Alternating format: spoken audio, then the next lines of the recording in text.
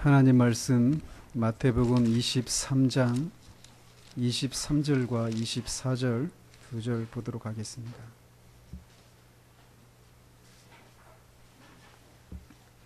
마태복음 23장 23절 24절 두 절입니다. 하나님 말씀 받으실 때 자리에서 일어나 주시기 바랍니다. 하나님 말씀이 이러합니다. 화 있을진저 외식하는 서기관들과 바리새인들이여, 너희가 박하와 효향과 근처의 11조는 들이되 율법에 더 중한 바 정의와 긍휼과 믿음은 버렸도다. 그러나 이것도 행하고 저것도 버리지 말아야 할지니라. 맹인된 인도자여, 하루살이는 걸러내고 낙타는 삼키는도다. 아멘.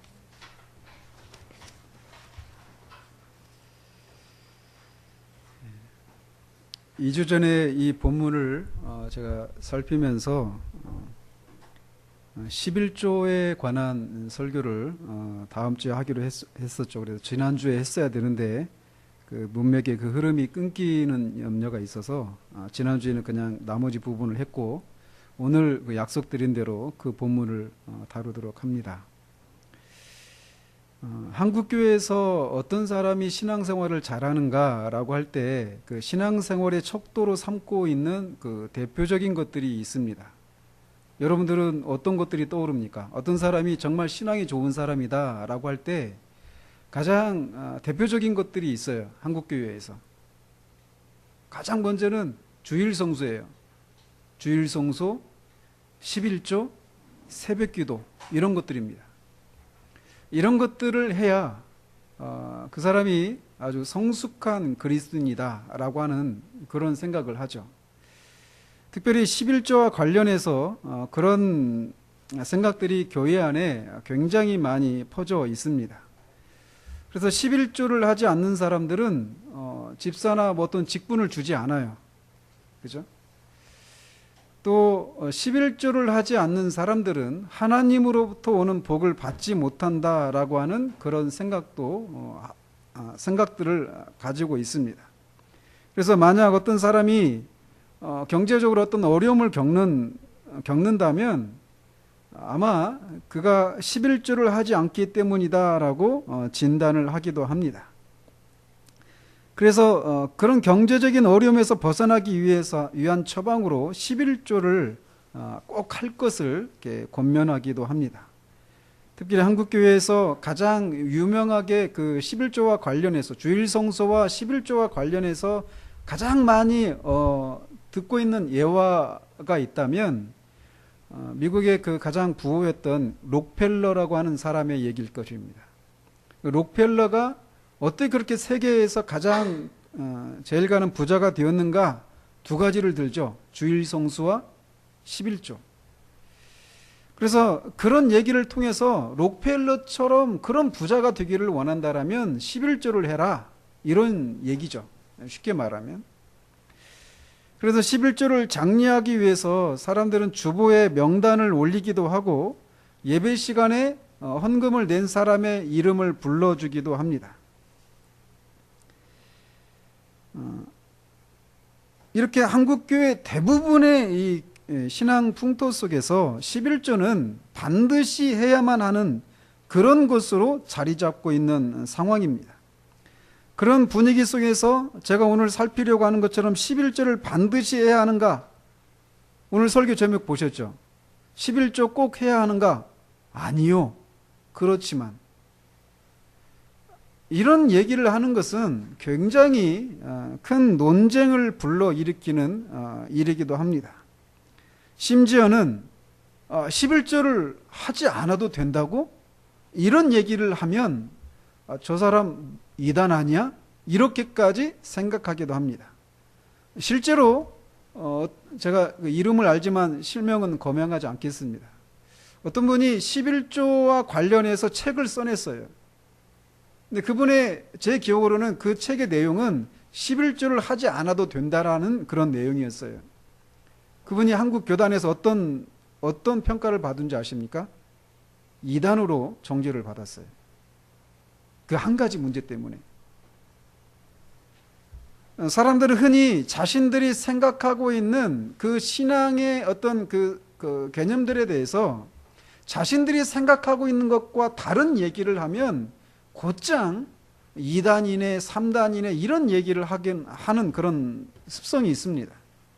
그러나 어떤 사람들을 2단으로 정죄할 때는 뭐 성가대가 있느냐, 제가 예전에 다니던 교회에 있을 때 저희 아버지가 제가 다니는 교회가 2단인지 아닌지 알아보도록 저희 어머니를 보내신 적이 있어요. 근데 딱 왔는데 교회 뒤에 십자가도 없고 주보도 없고 성가대도 없는 거예요. 저희 아버지가 보실 때 저희 어머니가 그런 얘기는 저희 아버지한테 말씀드렸죠. 저희 아버지 생각할 때 저 교회 이상하다. 그런 생각을 한단 말이죠. 그러니까 어떤 신앙에 있어서 본질적인 것이 아니라 주변적인 것들이 우리와 다르다고 해서 그런 것들을 가지고 이단이네 아니네 이런 평가를 해서는 안 된다라는 거예요. 지나가면서 말씀을 드리지만 어떤 사람이 어떤 가르침이 이단이냐 또는 이단적인 가르침인가를 나누는 것은 크게 세 가지예요. 물론 더 넓게도 말씀드릴 수 있지만 가장 먼저는 삼위일체를 부정하느냐 부정하지 않느냐 이걸 가지고 따집니다. 또 그것과 관련해서 기독론, 예수 그리스도가 하나님의 아들이시냐 또 사람이시냐, 예수 그리스도의 신성을 부인하느냐 부인하지 않느냐, 또 신성을 인정하되 인성과 신성이 어떻게 한 인격 안에 있느냐, 두 인격이냐 한 인격이냐, 이런 것과 관련되어서 즉 기독론과 관련해서 이단이냐 아니냐를 판정합니다. 또 하나가 있다라면 이신칭의예요. 오직 믿음으로만 구원을 받느냐 구원받지 못하느냐, 거기에다가 어떤 인간의 행위를 포함을 시키면 그건 이단이죠. 로마 카톨릭이 그래서 이단이라고 하는 거예요. 어쨌든 따라서 11조에 대해서 어떤 생각을 갖고 있는가에 의해서 그 사람이 이단이냐 아니냐 이렇게 생각해서는 안 된다라는 거예요. 그런데 어쨌든 여러분들 중에서도 교회 생활을 오랫동안 해오면서 11조는 당연히 하는 것으로 알고 있는 분들의 입장에서는 제가 이런 말씀을 드리는 것이 여러분들에게 굉장히 혼란을 야기하고 높아지면서 말씀드리면 저 목사가 좀 이상해, 저 교회 이상해, 이런 식으로까지 생각할 수 있는 그런 염려가 제 안에 사실상 있습니다. 그럼에도 불구하고 저는 말씀이 우리에게 말하고 있는 것을 전해야 된다고 저는 생각을 해요. 그리고 11조와 관련해서 한국교회 많은 교인들이 자유함을 누리지 못하고 있는 분들이 계셔요. 여러분들 중에도 그런 분들이 계십니다. 정말 저는 여러분들이 헌금 내는 내역들을 저는 살피지를 않아요. 그런데 여러분들 중에도 분명히 11조 생활을 안 하고 계신 분들이 분명히 계실 거예요. 그래서 그런 것들이 늘 마음에 어떤 짐처럼 있어서 이 어떤 자유함을 누리지 못하고 있는 사람들이 분명히 있을 것입니다. 저는 여러분들에게 자유함을 주기 위한 목적으로 이것을 또 말씀을 전하는 것도 아닙니다. 말씀이 우리에게 말하고 있기 때문에 저는 이 말씀을 전한다라는 거예요. 그리고 이 말씀이 우리에게 많은 논란을 불러일으키는, 그리고 또 11조를 안 해도 된다고 하면서 당장에 이제부터 이번 달부터 내 11조를 이제 안 하리라 하면서 그렇게 마음을 먹는 분도 분명히 있을 거예요. 그렇기 때문에 설교자들이 이런 설교들을 안 하는 거예요. 그런 일이 실제로 있을 수 있으니까 말이죠. 그러나 그럼에도 불구하고 저는 말씀이 기록된 대로 이것에 대해서 말씀을 전하고자 합니다. 한국교회 안에서 11조에 대해서 굉장히 어떤 그 논란이 있고 부정적인 그런 역할을 하고 있는 그런 부분이 분명히 있습니다. 그럼에도 불구하고 한국교회가 그나마 이렇게 급속한 성장을 하고 교회 안에서 어떤 사역자들에게 사역자들이 그 말씀을 전하고 목회를 하는 일에 전념할 수 있도록 하고 선교사를 파송하고 교회가 이런저런 사업들을 할 수 있었던 것은 11조를 성실하게 하는 이런 것에서 기인할 수도 있습니다. 실제적으로 우리 교회도 그렇고 다른 교회도 다 마찬가지예요. 한 교회의 재정의 거의 가장 큰 부분은 11조입니다. 그래서 분명히 11조가 교회에서 어떤 긍정적인 역할을 하고 있는 부분이 분명히 있어요. 그럼에도 불구하고 우리가 알고 있는 그런 개념은 아니다라고 하는 것을 여러분에게 말씀을 드리고자 이 말씀을 전하는 것입니다. 우리가 주일 성수에 관한 문제에 대해서도 십계명을 살피면서 제가 말씀을 드렸죠. 주일 성수에 대해서도 우리는 굉장히 율법주의적인 그런 생각을 가지고 있어요. 그런데 그렇지 않단 말이에요. 그런 것처럼 11조에 대해서도 마찬가지입니다. 이 11조는 헌금의 한 종류죠. 그래서 헌금과 관련해서 11조를 살펴야 되는 것이 맞아요. 그런데 헌금과 관련해서 김홍전 박사님이라는 분은 30번을 설교를 했어요. 이 헌금과 관련해서 이 한 주제를 가지고 그만큼 헌금과 관련해서 살펴야 될 그런 내용들이 많다라는 것이죠. 그래서 그런데 그렇기 때문에 이 헌금의 한 종류인 11조 이 문제를 단 한 번의 설교로 끝낸다라고 하는 것이 사실상 어려움이 있습니다. 그럼에도 불구하고 저는 11조에 국한해서 이렇게 이 문제를 살펴보도록 합니다. 결론적으로 미리 말씀을 드리면 11조는 우리가 헌금 생활하는 데 있어서 한 가지 우리가 하나님 앞에 헌금 생활할 때 11조 10분의 1을 헌금하는 것이 헌금하는 것을 이렇게 참조할 수는 있겠구나. 그렇지만 이 구약 백성들처럼 신약의 그리스도인들에게도 똑같은 그런 구속력을 갖는 그런 하나님의 규례는 아니다라는 것입니다. 그렇다고 해서 11조가 구약의 율법 조항으로서 신약 시대에는 폐기되었기 때문에 오늘날의 그리스도인에게는 11조가 아무런 의미가 없는 것이다라고 하는 이런 것도 저는 부정합니다. 11조의 형식과 정신을 구별해서 11조라고 하는 형식은 절대적인 어떤 구속력을 가진 그런 절대적인 것은 아니지만 11조 헌금에 포함되어 있는 그 정신은 오늘날도 유효하다라는 거예요. 즉 새 언약의 질서 하에서 구약의 11조라고 하는 이 규정은 그리스도인의 구체적인 그런 규례로서 우리가 마땅히 지켜야 될 그런 규례는 아니지만 그럼에도 불구하고 11조 헌금이 포함하고 있는 그 정신은 지킬 필요가 있다는 거예요. 그래서 그 정신을 지키기 위해서 어느 정도 헌금을 해야 되는가라고 할 때 반드시 10분의 1씩이다 이런 건 아니지만 10분의 1이라고 하는 그 액수를 참조해서 헌금할 수 있다라고 말씀을 드릴 수 있다는 것입니다.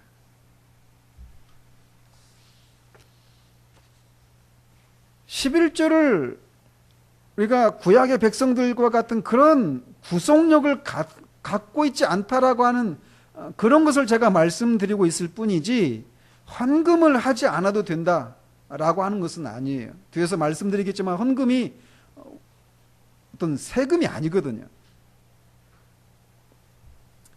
어쨌든 이 문제를 성경에서 어떻게 말하고 있는지를 살펴보도록 합니다. 성경에 11조에 대한 얘기가 처음 나오는 것이 창세기 14장입니다.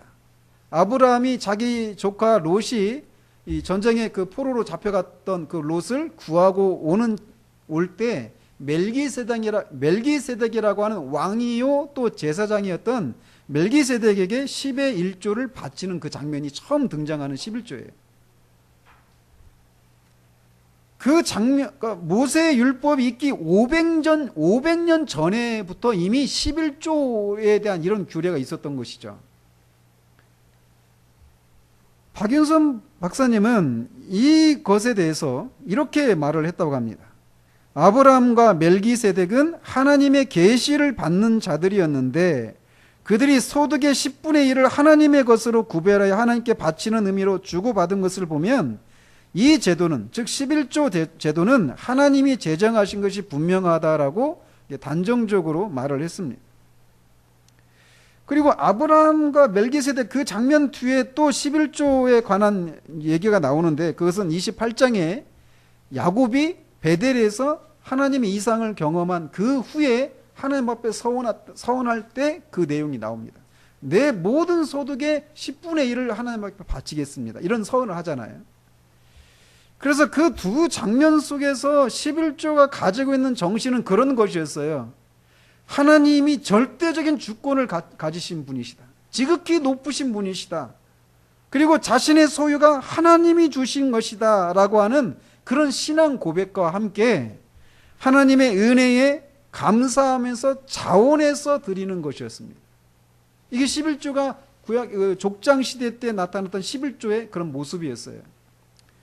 근데 이런 것들이 이제 나중에 모세 율법에서 11조에 대한 규례들이 등장하기 시작합니다. 그런데 여기에 세 가지 종류의 11조에 대해서 언급하고 있어요. 첫 번째는 민수기 18장 26절 28절에 나오는 것인데, 이스라엘 백성들이 레위 지파에게 소득의 10분의 1을, 토지의 소산과 곡물의 10분의 1을 바치도록 하는 규례입니다. 우리가 알다시피 레위 지파는 그 가나안 땅에서 자기 땅을 기업으로 받지 못했던 사람들이었어요. 하나님께서 애굽에서 출애굽하는 과정에서 모든 장자를 다 죽였잖아요. 유대인 그 어린 양의 피가 발려져 있는 그 집에 속한 사람들의 장자를 제외하고 모든 장자를 다 죽였단 말이에요. 그리고 나서 하나님께서 말씀하시기를 이 장자는 다 내 것이다라는 거예요.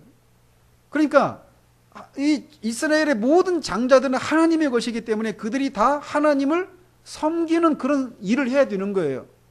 자기 일을 하면 안 되고.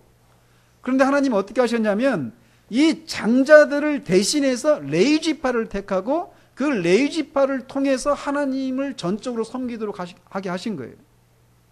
그래서 이 이스라엘 지파의 그 장자들을 대신해서 레위 지파를 택해서 하나님을 섬기도록 하셨단 말이죠. 그러면서 이 레위 지파는 하나님의 일에만 전적으로 헌신하도록 하시면서 그들에게는 땅을 주지 않았어요.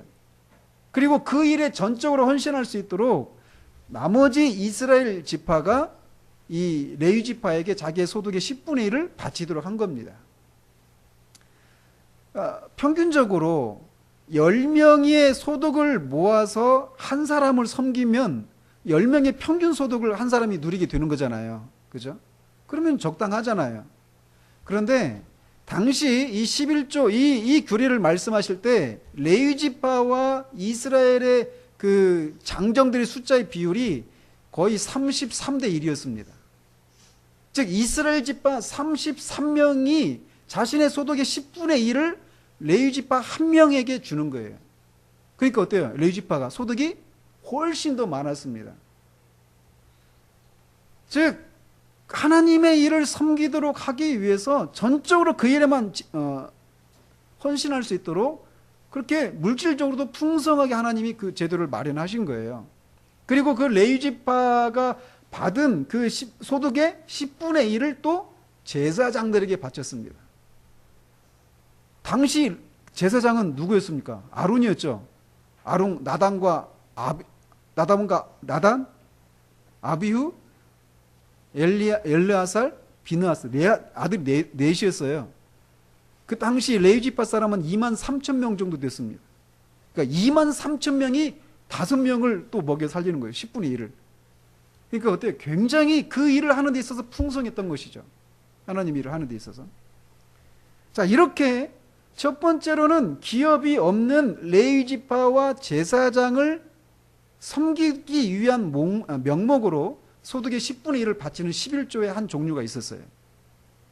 또 다른 종류가 나오는데 신명기 14장 24절 26절에 나오는 거예요.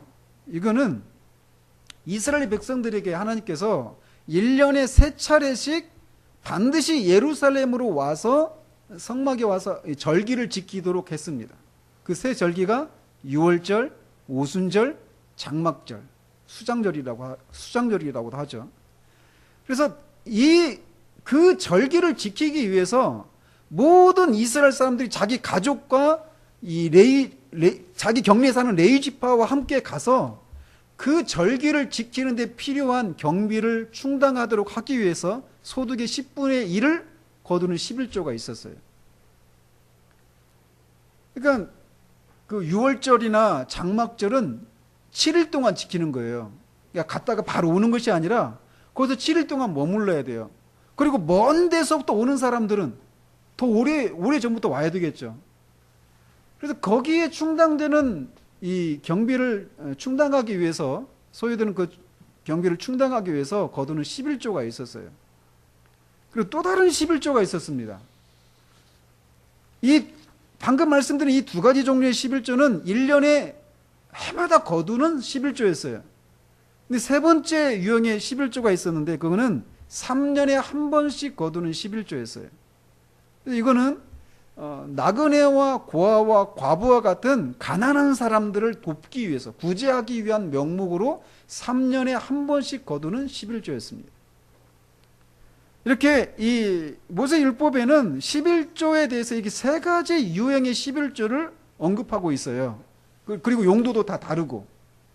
그런데 이 세 가지 유형의 11조가 결국 한 가지지만 그 한 가지 11조를 가지고 이렇게도 쓰고 저렇게도 쓰고 이렇게 해서 그렇게 하는 것인지, 아니면 두 가지만 있는 것인지, 아니면 진짜 그야말로 세 가지가 있는지, 이거에 대해서 학자들마다 견해가 나뉘고 있습니다.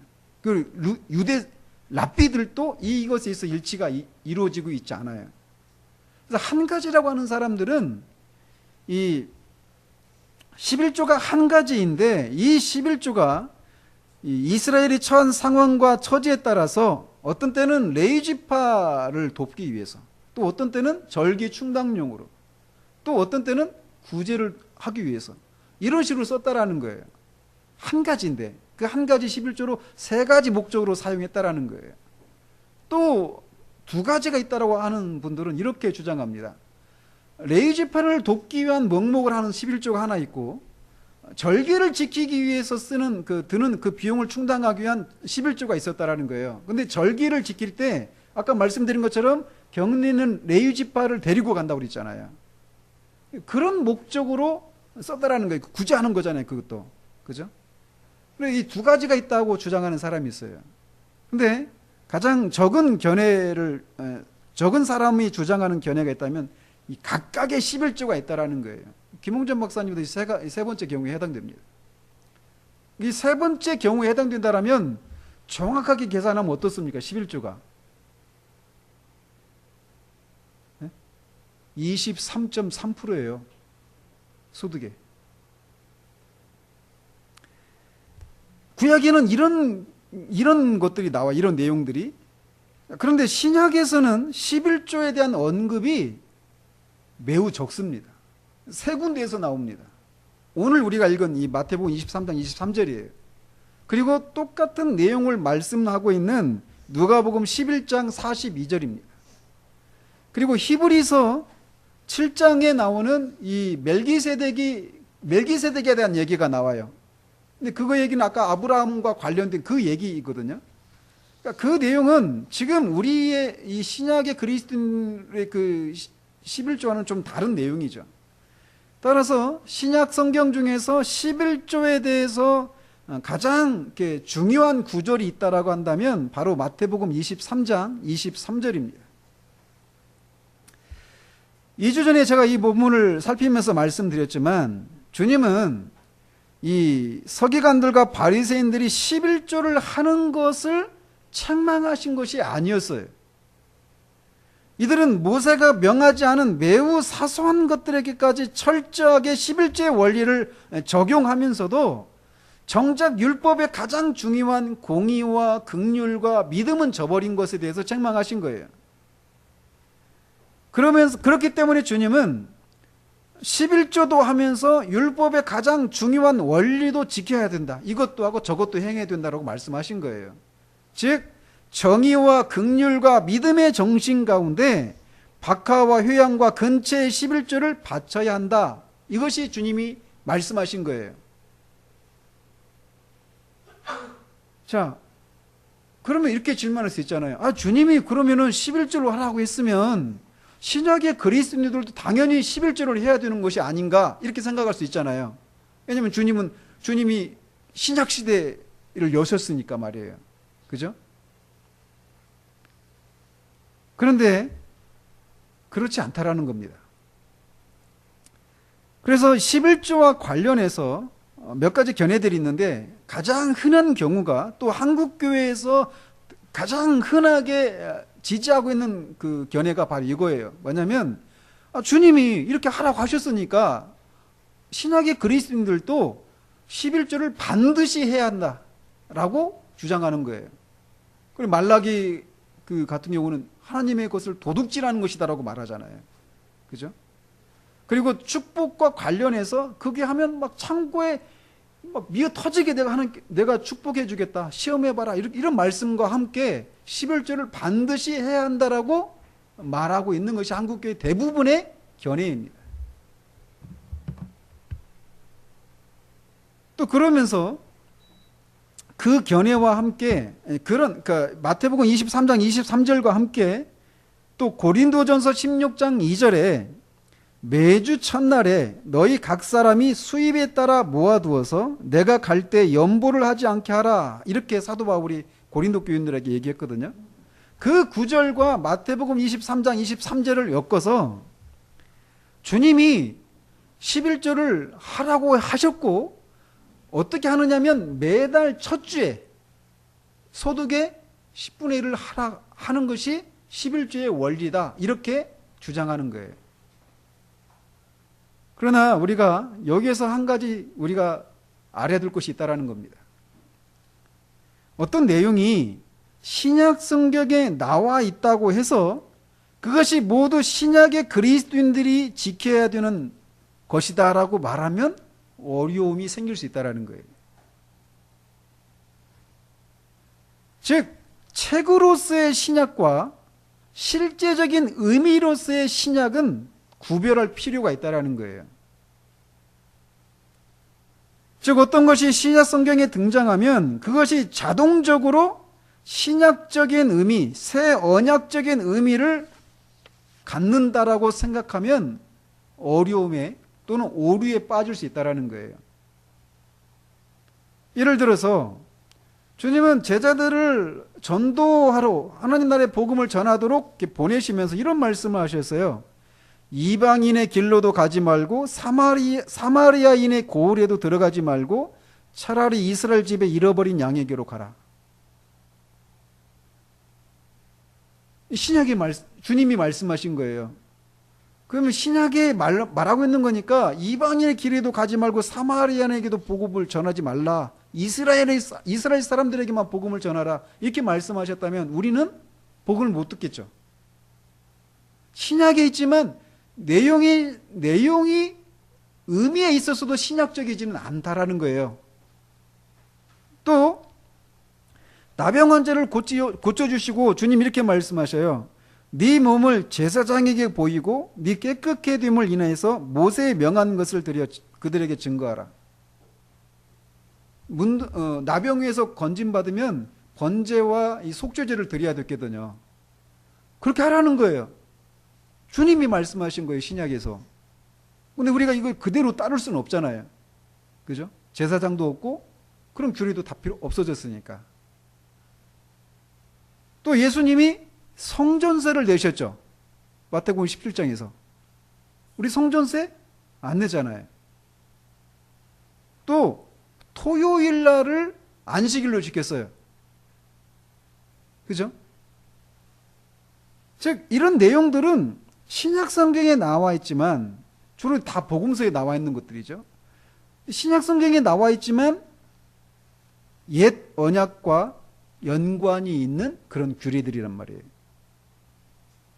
그렇다고 해서 복음서에 나오는 모든 것이 다 구약적인 의미를 갖는다라고 주장해서는 안 되죠.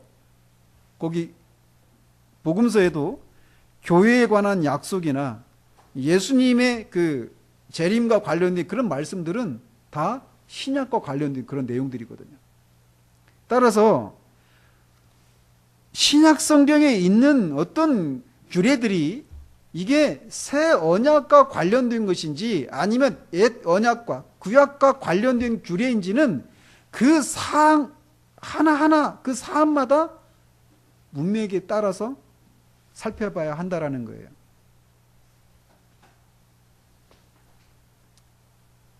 따라서 우리는 두 가지 기준을 가지고 봐야 돼요. 즉 어떤 주제가 이 구속사적인 이 흐름 속에서 어디에 해당되는지를 알아야 돼요. 그리고 그 주제가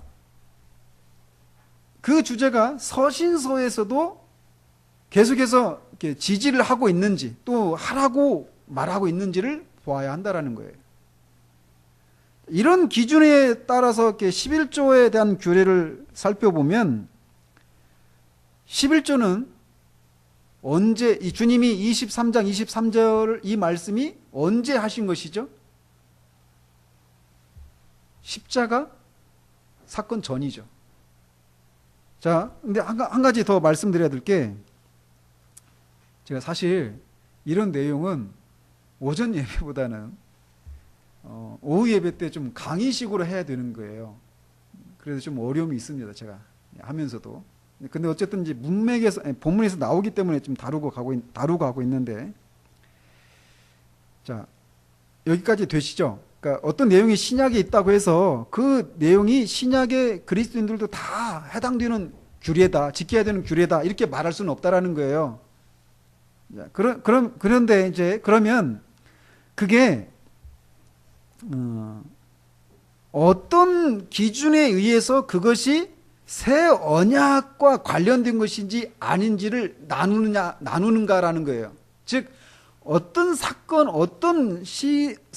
기준으로 이것은 구속사적으로 옛 언약과 관련된 것인지 아니면 새 언약과 관련된 것인지를 나누느냐라는 겁니다. 근데 이것에 대해서도 학자들마다 견해가 달라요. 근데 가장 빠른 것은 예수님의 십자가 사건이에요. 예수님의 십자가 사건 이전은 다 신약에 있는 내용이라 하더라도 그거는 구약과 관련된 그런 규례들이라는 것이죠. 또 하나는 십자가 사건보다는 오순절 성령 강림을 기준으로 삼는 경우도 있습니다.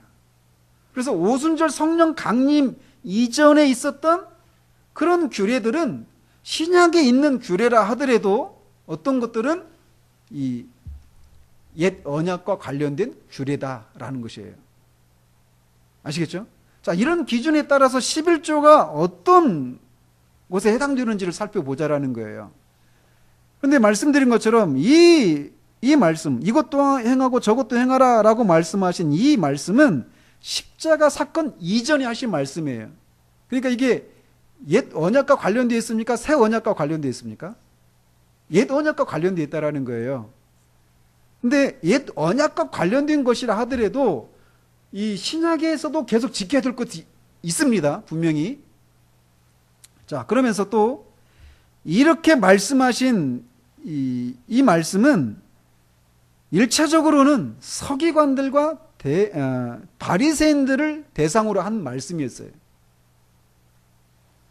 그리고 이 23장에서 화 있을진저 외식하는 서기관들과 바리새인들이여 라고 말하면서 주님이 말씀하시는 내용들 한번 보십시오. 거기서 나오는 랍비라고 칭하는 것을 막 좋아한다. 근데 하지 말라라는 거. 랍비와 관련된 얘기들. 또 성전과 제단을 걸고 맹세하는 것들. 성전과 제단. 또 정결 예식을 실행하는 것들. 또 구약시대의 선지자들에 대한 언급. 또 예루살렘의 멸망.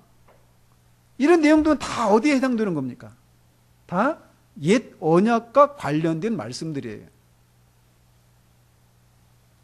또 그러니까 11조도 그 맥락 속에서 지금 말씀하고 계신 거란 말이에요. 또 마지막으로 서신서 어디에서도 11조와 관련된 그런 명령이나 약속이나 모범을 찾아볼 수가 없다라는 것입니다. 따라서 이런 기준을 가지고 11조를 살펴보면 11조는 분명히 신약에서 예수님이 이것도 행하고 저것도 행하라고 해서 11조를 하라고 말씀하시고 계시지만 그럼에도 불구하고 옛 언약의 질서 하에서 말씀하신 것이라는 거예요. 그렇잖아요. 그렇기 때문에 신약의 그리스도인들도 반드시 구약의 이 하나님의 백성들처럼 11조를 해야만 한다라고 하는 이 주장은 근거가 없다라는 거예요. 성경적인 근거가 없다라는 겁니다.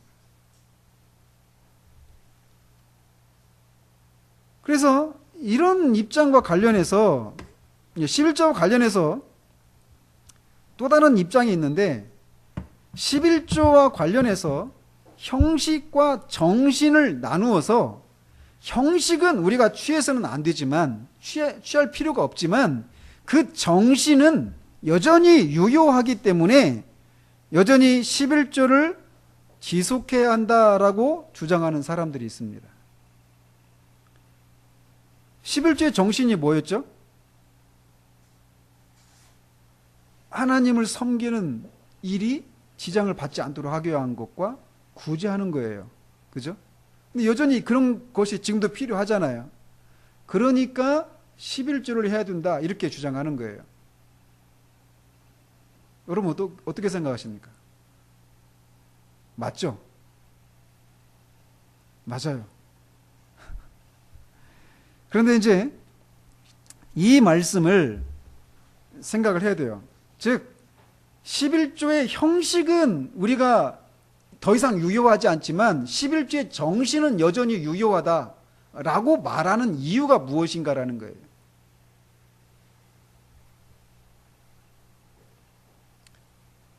제가 지금 하면서 계속 마음에 어려움이 있어요. 여러분들이 뭐 그냥 하라고 하면 하고 안 하면 안 하지 뭘 그렇게 복잡하게 막 근거들을 따지고 하는지 지금 여러분이 지금 그런 마음으로 좀 듣고 있는 것 같아서 제 마음에 어려움이 있습니다.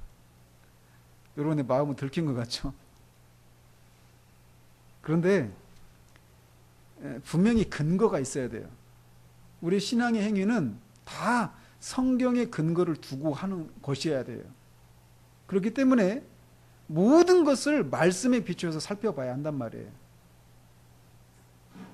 자, 예수님은 율법을 완성하시기 위해서 오셨습니다. 그리고 실제로 율법을 다 이루었죠. 예수님이 율법을 이루었다, 성취하셨다라고 할 때 두 가지 측면에서 말씀을 드리는 거예요. 율법의 요구를 다 성취하셔서 예수님이 무엇을 통해서? 그분의 죽으심과 사심을 통해서. 율법의 요구는 두 가지입니다. 하나는 율법을 어긴 것에 대해서 반드시 형벌을 받아야 돼요. 그것을 예수님이 그분의 십자가의 죽으심을 통해서 다 이루셨죠. 형벌은 죽는 거란 말이에요. 그런데 그분이 우리를 대신해서 죽으신 거예요. 그리고 또 율법은 반드시 지켜야만 합니다. 근데 예수님이 그 율법을 다 지키셨어요. 그래서 그 예수님을 믿으면 어떤 일이 일어나느냐면 율법의 요구를 다 이룬 것처럼 여겨주시는 거예요. 예수를 믿는다라고 하는 게 그런 거예요. 우리가 구원을 받는 것은 예수님을 믿음으로만 구원을 받습니다. 그 내용이 무슨 내용이냐면 내가 율법을 지키지 않은 것에 대해서 형벌을 받아야 돼요. 영원한 하나님의 심판을 받아야 돼요. 그런데 그것을 예수님이 십자가에서 다 받으신 거예요. 그리고 내가 율법을 다 지켜야 되는데 나를 대신해서 예수님이 율법을 다 지키신 거예요. 그래서 그 예수님을 믿으면 어떻게 해주시느냐면 마치 우리가 율법을 다 지킨 사람처럼 그렇게 여겨주시고 우리를 의롭다고 여겨주시는 거예요. 그게 예수를 믿을 때 일어나는 일이에요. 그리고 우리가 율법을 죄를 한 번도 짓지 않은 사람들처럼 우리를 여겨주시는 거예요. 누가 그렇기 때문에? 예수님이 그렇기 때문에. 그런데 그래서 우리가 의롭게 되어집니다. 죄 용서를 받아요. 그 영생의 선물을 받습니다. 예수님을 믿으면. 그렇지만 예수님이 비록 나를 위해서 율법을 이루어 주셨지만 실제적으로 우리가 율법을 성취한 것은 아니죠. 그게 내가 진짜 율법을 지킨 건 아니란 말이에요. 그래서 우리에게 요구되는 게 무엇이냐면 이 율법을, 예수님이 율법을 지킨 그 일이 실제적으로 내 안에서 실현되는 일이 있어야 되는 거예요. 이게 뭐예요? 이게 성화예요. 그런데 우리가 그리스도인으로서 율법을 지키고자 할 때 거기에는 이 어떤 차이가 있다라는 거예요. 율법에는 크게 세 가지로 나뉩니다. 율법이. 하나는 의식법, 또 하나는 시민법, 또 하나는 도덕법이에요. 의식법은 뭐냐면 제사를 드리는 것과 관련된 거예요. 또 시민법은 이스라엘 백성이 그 시민으로서 살아가는 데 필요한 그런 법들이에요. 도덕법은 십계명이죠. 그래서 의식법은 예수 그리스도의 십자가 사역을 통해서 다 완성이 되었습니다. 그렇기 때문에 의식법은 우리가 더 이상 지키지 않아도 돼요. 더 이상 짐승을 잡아서 제사 드릴 필요가 없습니다. 돼지를 안 먹는다든지 또는 산후에 어떤 그 정결 예식을 행한다든지 이런 의식과 관련된 일들은 예수님의 그 속죄사역을 통해 다 완성되었기 때문에 우리가 더 이상 이 의식법을 지키지 않아도 돼요. 그러나 도덕법은 어때요? 도덕법은 계속 지켜야죠.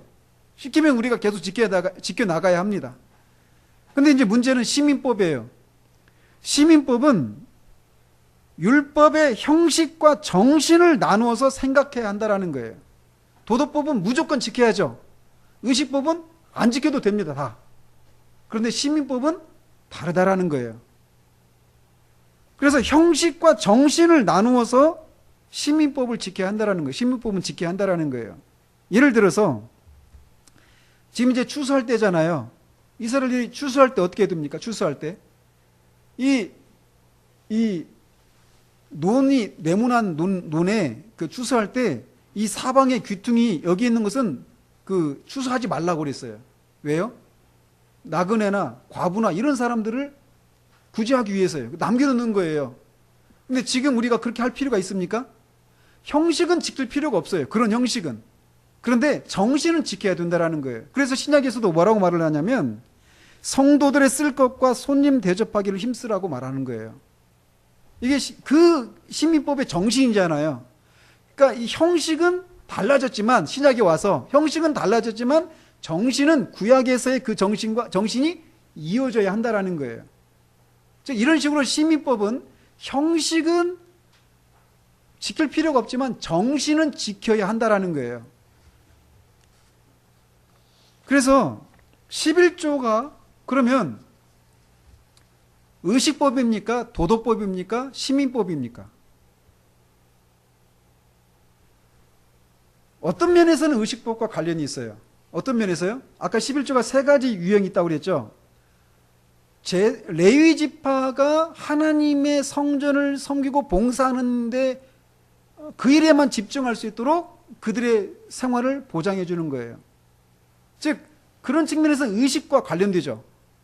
또 절기를 지킨다라고 하는 그 지키는 것과 관련해서 드는 비용을 충당하기 위해서 11조를 낸다고 했으니까 그런 것과 관련해서는 다 의식법과 관련된 거죠. 그죠? 그러니까 그런 11조가 의식법과 관련된 측면이 있어요. 그런 측면은 지키지 않아도 된다라는 거예요. 그러니까 제사장들이 따로 있었죠. 옛날에 구약에서는. 지금은 제사장이 누굽니까? 예? 신약에서는 누구예요? 우리 예수님을 믿는 자들이 다 제사장이에요. 옛날에는 제사장을 통해서 하나님 앞에 나갔지만 우리가 예수 그리스도를 힘입어서 우리가 직접 하나님 앞에 나가는 거예요. 신약에서는 다 믿는 자들이 다 제사장이죠. 그러니까 그 일을 하기 위해서 특별하게 구별한 그런 레위 지파와 같은 그런 그룹은 없어요. 근데 오늘 한국교회에서는 이것도 희미하죠. 목사가 마치 레위지파나 제사장을 이어받은 사람처럼 생각하죠. 그건 잘못된 개념이에요. 아시겠죠? 그런 측면에서는 의식법과 관련된 거예요. 11조가. 그런데 어때요?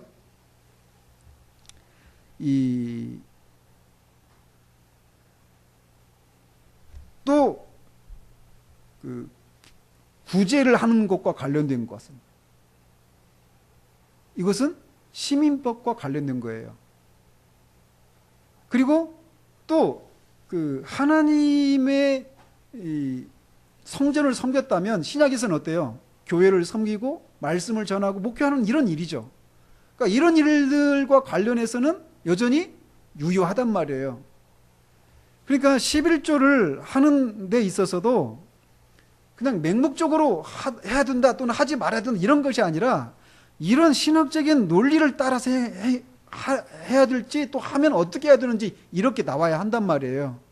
그래서 이 구약의 11조는 이 시민법적인 그런 특징이 강한 그런 측면에서는 형식을 유지할 필요는 없지만 정신은 살려야 한다라는 거예요. 아시겠죠? 근데 문제는 그 정신을 살리는데 반드시 10분의 1이어야만 하는가라는 거죠. 10분의 1보다 적으면 어떻습니까? 또는 반대로 10분의 1보다 많으면 또 어떻습니까? 즉 11조의 형식은 우리가 이어받을 필요가 없지만 정신을 살려야 된다라고 말하면서 그거를 정신을 살리기 위해서 반드시 10분의 1을 해야 된다. 이렇게 말하면 안 된다라는 거예요. 그것마저도 옳지 않다라는 것이죠. 정신을 살려야 돼. 형식은 이어받을 필요가 없지만 정신을 살려야 된다. 이것은 동의가 됩니다. 마땅히 해야 되잖아요. 그러나 10분의 1, 반드시 10분의 1이어야만 한다. 이렇게 주장하는 것은 옳지 않다라는 거예요. 그리고 실제적으로 이 서신서에서도 10분의 1, 11조를 하라고 하는 그런 명령이 없다라는 거예요. 있다면 아까 말씀드린 고린도전서 16장 2절에 매주 첫날에 너희 각 사람이 수입에 따라 모아두어서 내가 갈 때 연보를 하지 않게 하라. 이런 말씀. 또 고린도후서 8장 2절에 환난의 많은 시련 가운데서 그들의 넘치는 기쁨과 극심한 가난이 그들의 풍성한 연보를 넘치도록 하게 하였다. 또 고린도후서 9장 7절에 각각 그 마음에 정한 대로 할 것이요 인색함으로나 억지로 하지 말지니 하나님은 즐겨내는 자를 사랑하시느니라. 이런 정도의 말씀만 있어요. 근데 이 말씀을 따라가 보면 실제적으로 신약의 그 성도들은 11조가 아니라 어땠어요? 사도행전에 보면 자기 전 재산을 바쳤습니다. 그러니까 인색함으로 하지 않았어요. 어쨌든 11조의 형식은 살려야 되지만 정신을 살려야 된다. 이건 동의가 돼요. 그렇지만 그 정신을 살린다라고 하는 그런 취지를 가지고 그 정신을 살리는 그 양은 10분의 1이다. 이렇게 말해서는 안 된다라는 거예요. 그리고 또 어떤 개념이 있냐면 정반대 개념입니다. 말씀드린 것처럼 이 11조 규례는 구약의 규례이기 때문에 신약의 그리스도인들은 지킬 필요가 없다라는 입장이에요. 폐기해야 된다라는 것이죠. 그런데 이 주장에 대해서도 우리는 동의할 수가 없어요. 왜냐하면 이들은 율법과 은혜를 날카롭게 대조시켜서 구약은 율법의 시대고 신약은 은혜의 시대에 속한다라고 말하면서 11조가 구약의 율법에 속해 있기 때문에 그리스도께서 십자가에 죽으시고 부활하신 후에는 어떤 율법 조항들도 다 폐기되었다라고 말하고 있다라는 거예요. 이거는 맞지 않다라는 것입니다. 왜냐?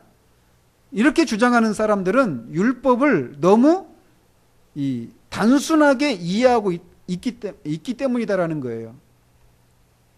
자, 어때요? 율법을 주신 목적은 1차적으로는 율법을 주신 목적은 죄를 깨닫게 하기 위함입니다. 죄를 깨닫고 그래서 그 죄에서 벗어날 수 없는 자신의 그 모습을 인해서 예수 그리스도를 향하도록 하기 위해서 율법을 주신 거예요. 몽학 선생의 역할을 하도록 하기 위해서.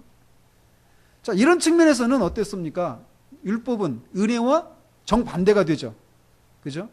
그렇지만 율법이 그런 목적만 있는 게 아니란 말이에요.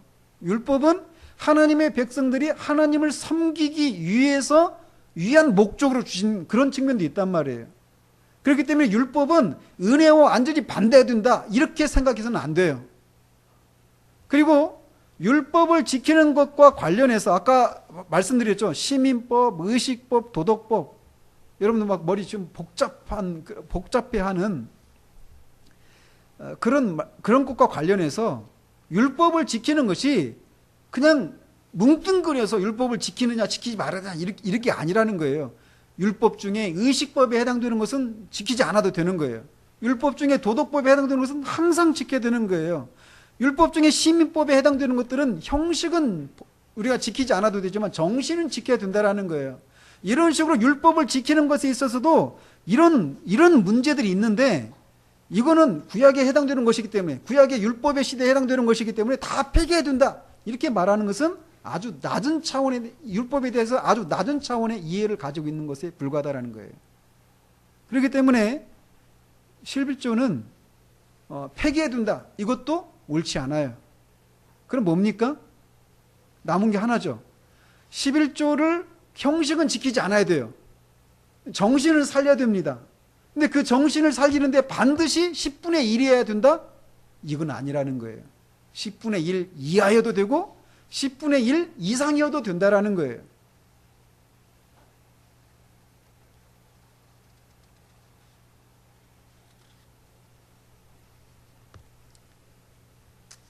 근데 이제 문제는 이런 생각할 수 있어요. 다 들어보니까 나 이미 그냥 10분의 1 하고 있는데 뭘 그렇게 복잡하게 얘기를 합니까? 이렇게 생각하는 분들 계실 수 있어요. 또 안 하고 있었는데 이것 때문에 어떤 마음의 어려움을 갖고 있었던 분들은 오히려 이런 말씀을 듣고 자위함을 얻을 수도 있어요. 그런데 우리가 11조와 관련해서 해도 된다, 안 해도 된다 이런 차원에 머물러서는 안 된다라는 거예요. 결론적으로 말씀드리면 안 해도 됩니다. 그 형식을 지키지 않아도 돼요. 그러나 그 정신은 지켜야 돼요. 그런데 어떻습니까? 아까도 말씀드렸지만 하나님의 은혜를 입은 사람들이 하는 헌금은 어떤 의미가 있느냐면 만약에 그걸 10분의 1을 헌금을 한다면 10분의 9는 내 것입니까? 아니에요. 10분의 9도 내 것이 아니에요. 헌금이 가지고 있는 의미는 이런 거예요.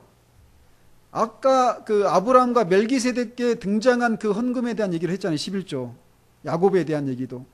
거기에서 고백했던 게 뭐냐면 하나님은 절대적인 주권자라는 거예요.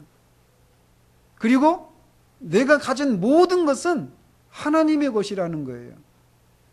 그러니까 내가 가진 모든 것이 하나님의 것이다라고 하는 것을 내가 하나님이 주신 그 소득의 일부를 드림으로 내가 비록 내 소득의 일부를 드리지만 남은 소득뿐만 아니라 내 모든 존재, 내 모든 삶이 하나님의 것입니다 라고 하는 신앙의 고백을 하는 것이 헌금인 거예요. 그러니까 어떻습니까? 정말 우리가 하나님을 사랑하고 예수 그리스도를 믿음으로 말미암아서 정말 내가 예수 그리스도의 핏값으로 사신 바 되어서 하나님의 것이 되었다라면, 정말 우리가 하나님의 것이 되었다라면, 하나님과 원수 되었던 우리를 하나님이 그 아들을 죽이시기로 우리를 살리시고 우리를 하나님의 자녀 삼아 주셨다라면, 그리고 정말 그것이 내게 일어난 일이고 내가 정말 그것을 믿는다면 우리 하나님을 향한 우리의 사랑의 행위는 하나님이 만약에 야, 너 살기도 복잡한데 그냥 하지 않아도 돼 이렇게 할 때 어떻게 하겠어요? 사랑은요, 우리의 모든 것을 다 헌신하도록 하는 그런 특징을 가지고 있어요. 부모가 자녀를 향해서도 그래요. 자녀가 부모를 향해서도 마찬가지예요. 사랑은 그렇게 안 해도 돼 하는데 그래? 다행이네 이렇게 하지 않아요. 내 모든 것을 드리고 싶어 합니다.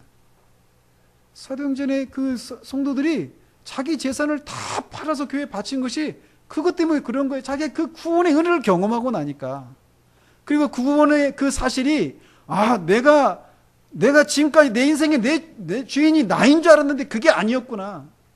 내 주인이 하나님이시구나. 이 고백을, 이 신앙의 고백과 함께 자기 소득의 일부를 드리는 거예요. 다윗이 어떻습니까? 성전을 건축하기 위해서 다윗이 어마어마한 헌금을 했습니다. 제가 한 몇 년 전에 이렇게 따졌었는데 다윗이 바친 헌금이 조단위였어요. 조단위. 어마어마한 헌금을 한 거예요. 조단위의 헌금을 했다니까요. 몇 억이 아니라 조단위의 헌금을 하면서 다윗이 한 얘기가 뭐냐면 이 모든 것을 하나님이 주셨던 것을 내가 하나님께 다시 돌려드립니다 하면서 드린 거예요. 억지로요? 아닙니다. 기쁨으로 드렸어요. 그리고 또 다윗이 이런 일이 있었습니다. 다윗의 그 부하 장수 중에 유명한 3명의 장군이 있었어요. 이 사람들이 얼마나 그 뛰어난 그런 무용을 갖춘 사람이었는지를 이렇게 설명하는 중에 이런 사건을 얘기합니다. 다윗이 어느 날 이제 블레셋 군대가 쳐들어왔어요. 가지고 막 진영이 서로 맞서고 이제 전쟁을 하고 있는 중인데 다윗이 이 블레셋 사람들이 베들레헴이라고 하는 지역의 그 마을에서 진을 치고 있었어요. 근데 다윗이 누가 저 베들레헴 그 진영에 있는 우물물을 나한테 내가 마시게 해줄꼬 이런 얘기를 하니까 그 3명의 군대가 그 장수가 그 3명이 단지 3명이 블레셋 군대를 향해서 쳐들어갑니다. 그리고 그들을 물리치고 거기서 우물물을 떠와요. 목숨을 걸고 떠온 거예요. 그리고는 그거를 다윗한테 바쳐요. 다윗이 어떻게 하는 줄 아십니까?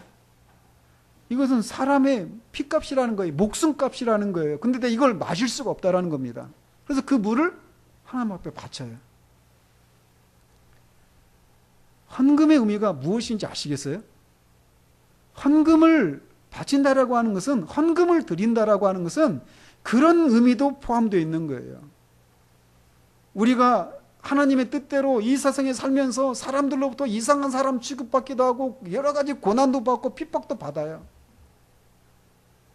또 때로는 가난이라고 하는 그런 어려움을 겪을 수도 있습니다. 그런데도 다윗이 고백하는 것처럼 모든 것이 하나님으로부터 온 것이다라고 하는 고백을 드리는 거예요.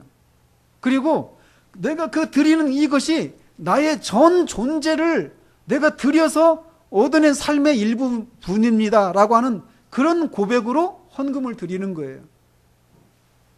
나머지도 내 것이 아니라 주님의 것입니다. 또 그 헌금을 드리면서 내가 헌금을 드리는 이 고백이 내가 물질로 사는 것이 아니라 하나님의 은혜로 삽니다 라고 하는 이런 고백으로 드리는 거예요. 그러니까 어땠습니까? 헌금은 예배인 거예요. 헌금은 그 자체로 예배인 거예요.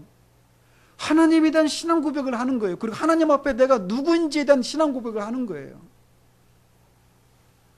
그러니까 헌금할 때 은혜가 있는 거예요. 정말 여러분이 이제 예배 끝나고 예배 중에 헌금하잖아요. 설교 끝나고. 헌금할 때 그 고백을 담아서 하는 거예요. 내 모든 것입니다. 나의 모든 것을 바쳐서 주님께 드립니다.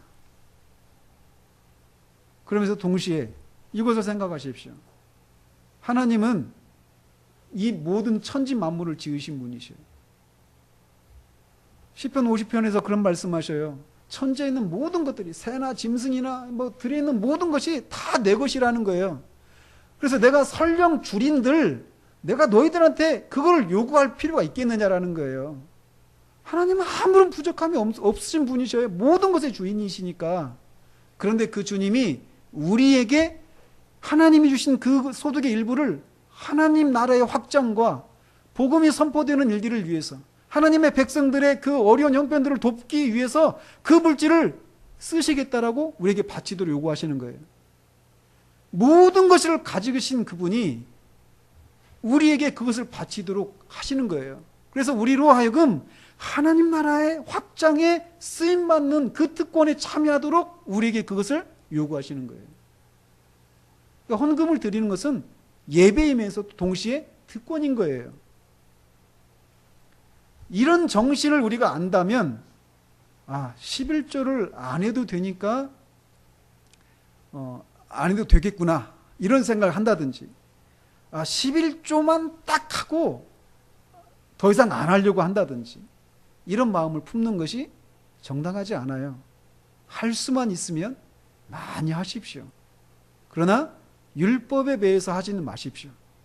저는 우리 교회에서 여러분을 공개적으로 말씀드립니다.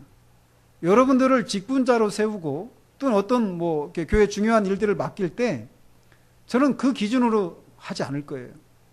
11조가 우리의 신앙이 우리의 내면이 어떠한가를 말해주는 한 가지 지표가 될 수 있습니다. 그러나 전혀 아닐 수도 있어요. 아시겠어요? 그렇기 때문에 사도가 이 감독자나 집사를 세울 때 11조를 잘 바치는 사람 이런 기준을 세우지 않는 거예요. 찾아보십시오. 그런 게 있는지. 한국에서는 그걸 다 따지죠. 직분자 세울 때. 그런 기준은 없습니다. 성경적인 기준은 아니에요. 한 가지 참조사항으로 볼 수는 있어요. 그렇지만 남편이 믿지 않는 남편이에요. 근데 남편만 돈을 벌어요. 거기에서 내가 받아 쓴단 말이에요. 교회 다니는 거 싫어해요, 남편이. 근데 그 소득에 내가 어떻게 할 수 있냐고요. 그런 속에서도 어떤 분들은 하십니다. 그분들을 저는 정말 존경해요.